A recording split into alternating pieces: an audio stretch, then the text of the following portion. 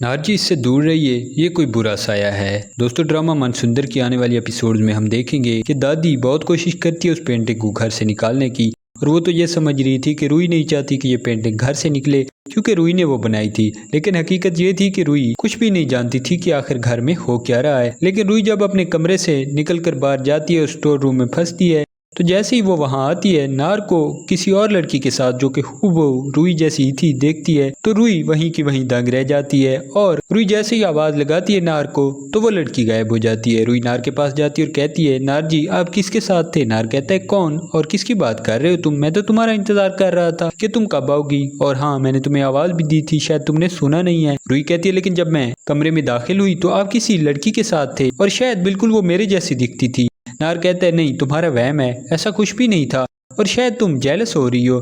भला मैं किसी के साथ क्यों था? मैं तो तुम्हारा इंतजार कर रहा था।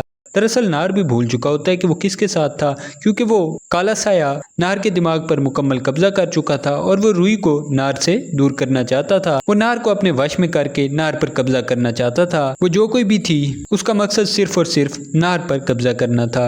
रुई को अब शक होने लगा था कि जरूर कुछ न कुछ ऐसा है, क्योंकि नार भी बार बार ऐसी बातें भूल रहा था और रुई भी, उसे भी कुछ भी याद नहीं होता कि उसके साथ हो क्या रहा है। रुई दादी के पास जाती है, कहती है, दादी आपको लगता है ना कि मैं आपके साथ ज़बान दराजी करती हूँ और मेरी वजह से ये पेंटिंग ये भी आपको तकलीफ पहुंचा रही है? दादी कहती है, हाँ तुम करती हो, और ये पेंटिंग इसको तो मैं घर से निकाल कर छोड़ूंगी। रुई कहती है, लेकिन मुझे नहीं लगता कि इतना आसानी से आप इसे निकाल पाएंगी। दादी कहती है, क्या कह रही हो तुम? मैं क्यों नहीं निकाल पाऊंगी? मैं इसे घर से निकालूंगी।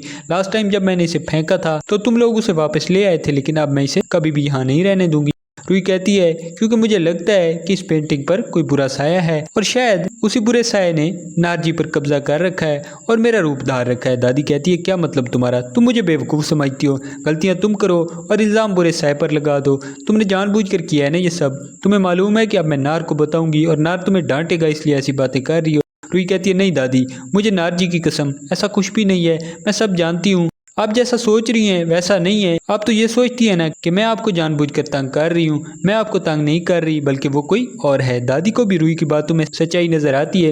वो रुई को कहती है, तो फिर वो कौन है और इससे जान कैसे छुड़ाएं हम लोग, क्योंकि मैं पेंटिंग को बाहर फेंकवा चुकी हूँ और ये पेंटिंग दोबारा वापस आ गई थी। रुई कहती है, वही मुझे नहीं समझ आ रही। मैंने नार जी को बताया है, लेकिन नार वो भी मेरी बात मानने के लिए तैयार नहीं है। हमें कुछ ऐसा करना होगा कि हम सब की इससे जान छूट जाए, वरना हम किसी बड़े नुकसान में फंस सकते हैं। दादी कहती है, तो अब ये सब कुछ तुम ही करोगी। तुम लेकर आई थी ना ये पेंटिंग, मैंने मना किया था कि ये पेंटिंग लेकर नहीं आओ। और नार वो तो पागल है तुम्हारे प्यार में, तुम उसे कह सकती थी, समझा सकती थी कि ये पेंटिंग ठीक नहीं है। रुई कहती है, लेकिन दादी मैं कहाँ जानती थी कि ये पेंटिंग इतनी खतरनाक हो जाएगी हम सब के लिए। अगर मुझे मालूम होता तो मैं ये पेंटिंग बनाती ना, और मैंने आपको बताया था ना, मुझे खुद नहीं समझ आ रही थी कि ये पेंटिंग बन कैसे गई।